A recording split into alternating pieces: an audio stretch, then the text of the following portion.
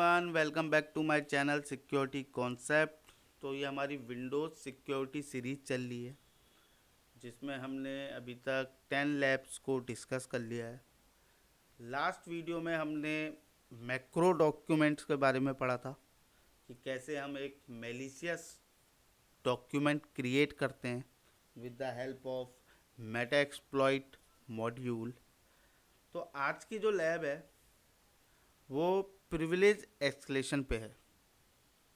ठीक है, privilege acceleration भी बहुत इम्पॉर्टेंट चीज़ होती है सिक्योरिटी में।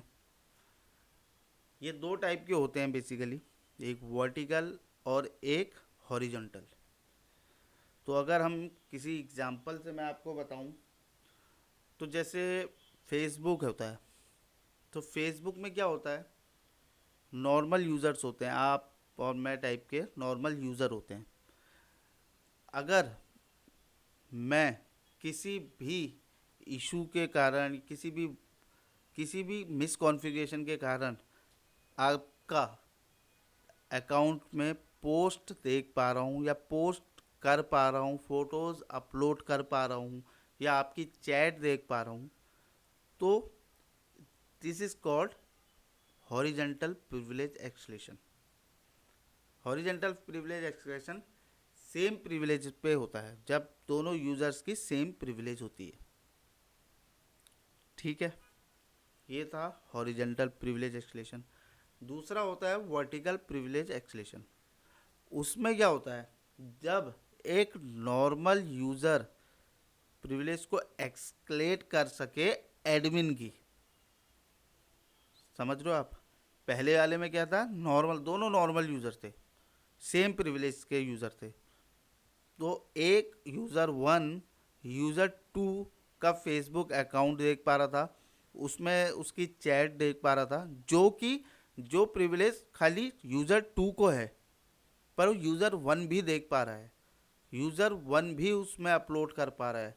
ठीक है, यूज़र वन भी पोस्ट कर पा रहा है या फोटोज़ कर पा रहा है, कुछ भी जो जो कि खाली प्रिविलेज यूज़र टू के पास हैं, वो सारे टास्क हमारा यूज़र वन कर पा रहा है। That is called horizontal privilege acceleration. और वर्टिकल होता है जब यूज़र वन अपनी प्रिविलेज को एक्सक्लेट करके एडमिन की प्रिविलेज ले ले,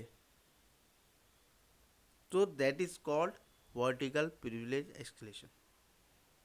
ठीक है, आई होप आपको समझ में आया होगा। मैं बहुत सिंपल वे में आपको मैंने बताया। तो इसमें क्या है, ऐसी इम्पर्सोनेट प्रिविलेज, प्रिविलेज एक्सलेशन, ऐसी इम्पर्सोनेट प्रिविलेज। अब ऐसी इम्पर्सोनेट प्रिविलेज क्या होता है, ये एक सिक्योरिटी प्रिविलेज होता है माइक्रोसॉफ्ट विंडोज़ में। ठीक है, जो अलाउ करता है प्रोसेस को इम्पर्सोनेट करने के लिए, impersonate the security context of another user। अब impersonate क्या होता है, हम नेक्स्ट चीज़ आती है, impersonate क्या होता है। impersonation एक एबिलिटी होती है प्रोसेस की, ठीक है, जिसमें वो दूसरे यूज़र का जो भी प्रिविलेज है, मतलब जैसे मैं आपको बताऊं पर्पज़ क्या होता है इसका, इस एक्शन को करने का। जिस जो यूज़र वन है, जैसे मैंने आपको बताया, ठीक है, तो यूज़र, मैं एक अटैकर है और एक विक्टिम है, तो अटैकर जो होगा ना, वो विक्टिम बनकर उसके बिहाफ पे काम करेगा। That is called impersonation. ठीक है, अगर इसकी डेफिनेशन पढ़ी जाए तो इसकी डेफिनेशन हम ये कह सकते हैं, impersonation is the ability of a process to take on the security attributes of a different user। ठीक है, ये एबिलिटी होती है, ले लेता है वो दूसरे सिक्योर एट्रीब्यूट्स को किसी डिफरेंट यूज़र का। ठीक है, जैसे में हिंदी में कहते हैं बहरूपिया करके कि मतलब मैं, अटैकर क्या करता है, यूज़र वन बन के उसके बिहाफ पे काम करता है, टास्क परफॉर्म करता है। That is called impersonation. ठीक है, ये इंपॉर्टेंट टर्म्स होते हैं सिक्योरिटी के, आपको बहुत बार देखने को सुनने को मिलेंगे ये। तो चलिए फिर से करते हैं। लैब डिस्क्रिप्शन क्या है? A Kali GI machine and a target machine are provided to you. The IP address of the target machine is provided in a text file name target place on the desktop of the Kali machine. ठीक है, ये हमें पता है। Our task is to fingerprint the application using the tools available on the Kali machine and exploit the machine using the appropriate Metasploit module. ठीक है, यहाँ तक तो ईजी है, कर लेंगे।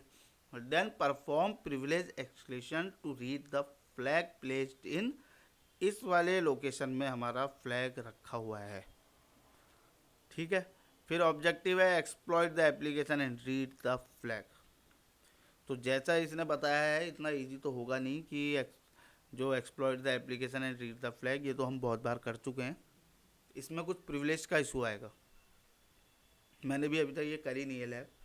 तो जहाँ तक मुझे लग रहा है, क्योंकि प्रिविलेज एक्सप्लेशन की है, तो एक्सप्लॉइट करने के बाद जो यूज़र हमें मिलेगा शायद उसके बाद इतनी प्रिविलेज नहीं होंगी जो वो फ्लैग को रीड कर सके, क्योंकि मैंने इस टाइप के CTF ऑफ भी करे हैं, तो उसमें भी यही इशू आता है। फिर हमें प्रिविलेज एक्सलेट करके उस फ्लैग को रीड करना होता है। तो चलिए फिर, ये तो हमने समझ लिया आज की लैब में होना क्या है। स्टार्ट करते हैं और देखते हैं क्या करते हैं हम इसमें।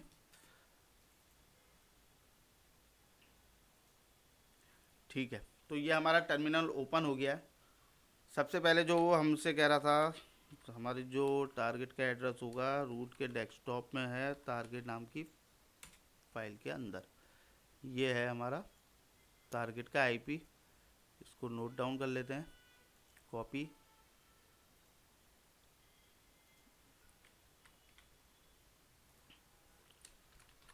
टारगेट IP ये कर लेते हैं, यहाँ पर नोट डाउन कर लिया हमने। ठीक है, अब रन करते हैं हम nmap स्कैन को टारगेट के अगेंस्ट में। उसके लिए सिंपल nmap कमांड यूज़ करते हैं। nmap स्पेस पेस्ट कर लेते हैं, कोई पोर्ट वोट का नहीं करते हैं, सीधे पहले स्टार्ट कर लेते हैं। ठीक है, ये सारे पोर्ट हैं 80, 135, 139, 445, 3389, सारे ही पोर्ट अपने में इम्पोर्टेंस रखते हैं बहुत सारे।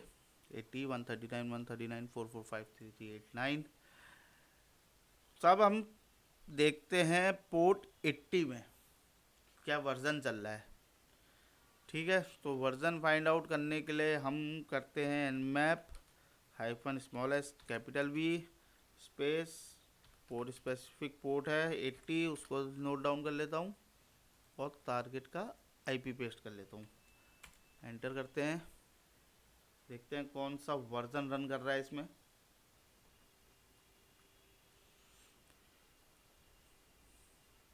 फिर से हमको HFS सर्वर मिल गया है। आई होप हमने इतने बार कर दिया है इसको एक्सप्लॉइट, तो अब तो आपको याद भी हो गया होगा। सर्च एक्सप्लॉइट HFS रेजिटो वाला होगा शायद इसमें। यही वाला यूज़ करेंगे हम, रेजिटो यही करते हैं हम मेटा एक्सप्लॉइट में यूज़ मोस्टली, तो इस बार भी हम यही करते हैं। फिर इस चीज़ में हम ज़्यादा ध्यान नहीं देते हैं क्योंकि ये तो सिंपल चीज़ है। तो ओपन कर लेता हूँ, क्लियर कर लेते हैं पहले इसे। MSF console -Q Meta exploit open कर रहा हूँ।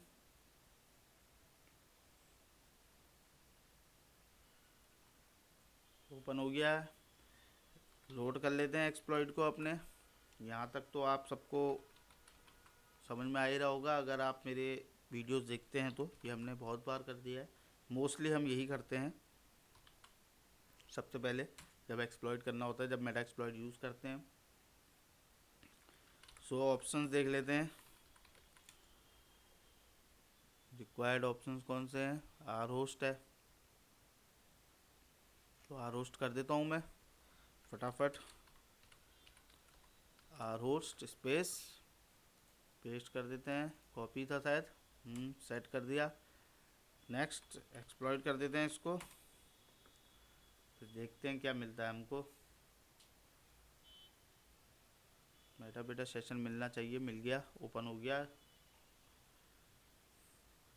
ठीक है, गेट QID करके देखता हूँ। Server user name NT authority local service, ठीक है।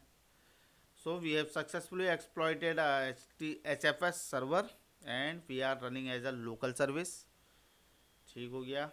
ट्राई करते हैं अब रीड करने का, क्योंकि एक्सप्लॉइट करने के बाद और वीडियो में हम रीड ही करते हैं, देखते हैं होता है या नहीं होता है। तो cat C colon // users // administrator के अंदर देखते हैं कि डेस्कटॉप में हुआ क्या। डेस्कटॉप में देख लेते हैं पहले, डेस्कटॉप में एंड कुछ access is denied, access is denied कह रहा है। देखो मैं ओपन ही नहीं कर पा रहा हूँ उसे। अगर मैं ओके अभी कैट कर रखा है ना मैंने, तो ठीक है चलो। flag.txt ये देखो मिल गया, operation fail, access is denied, जो मैंने कहा था शुरुआत में। इतना इजी नहीं होगा ये, इसमें हमने प्रिविलेज को एक्सक्लेट करना है। तो यहाँ पर हमने देखा, ये नोटिस किया कि करंट जो हमारी प्रिविलेज है ना, उससे हम इस फ्लैग के कंटेंट को रीड नहीं कर पाएंगे, ठीक है। तो यहाँ पर क्या आता है ना, अब हम यूज़ करेंगे प्रिंट स्पूफर करके होता है, जो हम यूज़ करते हैं एक्सलेट करने के लिए प्रिविलेज को एंटी ऑथोरिटी में, हाईली प्रिविलेज यूज़र में, ठीक है। तो उसके लिए क्या करेंगे, उसके लिए हमें यहाँ पर फाइल दी होगी, पर देखते हैं हम हमारे जो सिस्टम में होगा उसमें हमारे पास फाइल होगी। तो सबसे पहले तो मैं शेल में जाता हूँ, पहले हम इसमें ही थोड़ा सा फिंगरप्रिंटिंग करते हैं ज़रा। शेल, ठीक है, ये आ गया। मैं हु एम आई /privilege तो देखते हैं ज़रा, प्रिविलेज तो ये सब चीज़ है। ऐसी impersonate privilege, impersonate a client after authentication, और यहाँ पर हमको मिल गया इनेबल्ड, जैसा मैंने आपको बताया था, ठीक है, वही चीज़ है ये। तो अब क्या करेंगे हम, इससे पहले मैं एग्जिट हो जाता हूँ और फिर देखते हैं हम उसमें जाके। तो इसमें एग्जिट बाहर आते हैं, फिर मेटापेटा सेशन में आ जाते हैं वापस, जिसको मैं एग्जिट कर देता हूँ। ये आ गया मेटापेटा सेशन में, cd://users//public, इसको देखते हैं, इसमें जाते हैं, pwd करके देख लेता हूँ एक बार, सही है, आ गया मैं। अब क्या करेंगे, हम अपलोड करेंगे, किसको अपलोड करेंगे, प्रिंट स्पूफर 64.exe फाइल को, ठीक है। तो और हमें जो हमारा अभी ये जो पड़ा है ना प्रिंट स्पूफर, जो ये फाइल है, वो हमारे पास पड़ी है हमारे काली मशीन में, ठीक है। तो वहाँ से उठा के हम यहाँ पर इसको अपलोड कर देते हैं। तो उसके लिए अपलोड करने के लिए क्या कमांड है, बहुत बार मैंने बताई है, अपलोड करेंगे, ठीक है। इसको अपलोड करूँगा मैं, यहाँ पर कमांड रन कर लेते हैं, अपलोड स्पेस /root/desktop/tools के अंदर प्रिंट स्पूफर हो गया, प्रिंट स्पूफर 64.exe, तो एंटर मारते हैं, ये हो गई अपलोड हमारी फाइल, एक एग्जीक्यूटेबल फाइल हो गई, ठीक है। तो अब क्या करेंगे, अब हम वापस शेल में जाएंगे और इसको एग्जीक्यूट करूंगा मैं, ठीक है, इसको मैं एग्जीक्यूट करूंगा। सिंपली चीज, शेल ये हो गया, शेल में चले गए हम, वापस शेल में आ गए। अब मैं एक कमांड यूज़ करता हूँ, प्रिंट स्पूफर, ठीक है स्पेलिंग सही है ना, print spoofer 64 dot exe space -i space -c space cmd, ये कमांड है। ठीक है, ये कमांड क्या करेगा, अटेम्प्ट करेगा यूज़ करने के लिए टूल को जो है प्रिंट स्पूफर। ठीक है, उसको एग्जीक्यूट करेगा कमांड प्रॉम्प्ट पे, cmd लिखा है ना मैंने, विथ एलिवेटेड प्रिविलेजेस। तो जैसे सबसे पहले आप देख रहोगे प्रिंट स्पूफर 64.exe, ये एक एग्जीक्यूटेबल फाइल है, किसके लिए, प्रिंट स्पूफर टूल के लिए। ठीक है, ये चीज़ है। और ये जो टूल होता है ना, ये डिज़ाइन किया गया है अब्यूज़ करने के लिए विंडोज़ प्रिंट स्पूफर सर्विस। विंडोज़ में एक प्रिंट स्पूफर सर्विस है, उसको अब्यूज़ करता है ये परफॉर्म करने के लिए प्रिविलेज एक्सक्लेशन, जैसा मैंने आपको बताया था। ठीक है, फिर जो -i ऑप्शन है ना, ये यूज्ड होता है इम्पर्सोनेट करने के लिए, इम्पर्सोनेट अ सिस्टम टोकन। ठीक है, जिससे अलाउ करे कमांड को रन करने के लिए एलिवेटेड प्रिविलेज में। -c तो आप समझोगे स्पेसिफाई करता है ये कमांड टू बी एग्जीक्यूटेड, हमारे केस में ये cmd है, विच ओपन्स अ cmd प्रॉम्प्ट। ठीक है, तो चलिए फिर इसको मैं रन करता हूँ। आई होप आपको समझ में आया होगा। ये मैंने कर दिया, इसको रन। ठीक है, तो अब क्या करेंगे हम, एक बार फिर ट्राई करते हैं रीड करने के लिए फ्लैग को। तो उसके लिए क्या करूँगा मैं, ये विंडोज़ है, इसमें टाइप करूँगा, इसमें टाइप होगा, तो रीड करने के लिए टाइप स्पेस सी के अंदर था वो, यूज़र्स के अंदर था ना, स्लैश यूज़र्स के अंदर स्लैश एडमिनिस्ट्रेटर के अंदर था, उसके अंदर डेस्कटॉप था, डेस्कटॉप के अंदर था flag.txt फाइल। ये देखो हो गया रीड। इस तरीके से हम टास्क परफॉर्म करते हैं, और इस तरीके से प्रिविलेज एक्सक्लेट करने के ना डिफरेंट तरीके हैं, ये एक ही तरीका नहीं है, अलग अलग मेथड्स हैं। तो अगर आपको मेथड्स सीखनी है ना, तो मैंने डेडिकेटेड वीडियो बनाई है लिनक्स और विंडोज़ में, जिसमें मैंने डिफरेंट तरीके से, डिफरेंट मेथड से, डिफरेंट प्रोसेस को एब्यूज़ करके प्रिविलेज एक्सक्लेशन किया है। मैंने दोनों के लिए बनाई है, विंडोज़ के लिए भी बनाई है और आपके लिनक्स के लिए भी बनाई है। तो आप जाके वहाँ पर देखिएगा, ये भी एक मेथड है, ये मैंने आज मेथड पहली बार ही करी, प्रिंट स्पूफर वाली, ये मैंने उनमें भी यूज़ नहीं किया था, ये फर्स्ट टाइम मैंने यूज़ किया अपनी वीडियो में। तो यहाँ पर हमने प्रिविलेज एस्केलेट करके, पहले हमने जब फ्लैग रीड करना चाह रहे थे कंटेंट को, तो नहीं हो रहा था जो करंट प्रिविलेज थी उस समय हमारे पास, तो फिर हमने प्रिविलेज एस्केलेट की और वो फ्लैग को रीड कर लिया। ये तो बहुत इजी तरीके से हमने एक टूल की हेल्प से प्रिविलेज को एस्केलेट किया।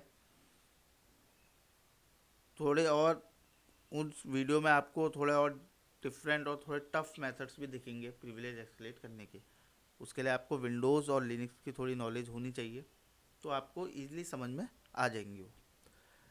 तो ये वीडियो का जो ऑब्जेक्टिव था, जो गोल था, वो हमारा पूरा हुआ। रीड करना था हमने फ्लैग को, जो हमने कर लिया। तो इस वीडियो को मैं एंड करता हूँ।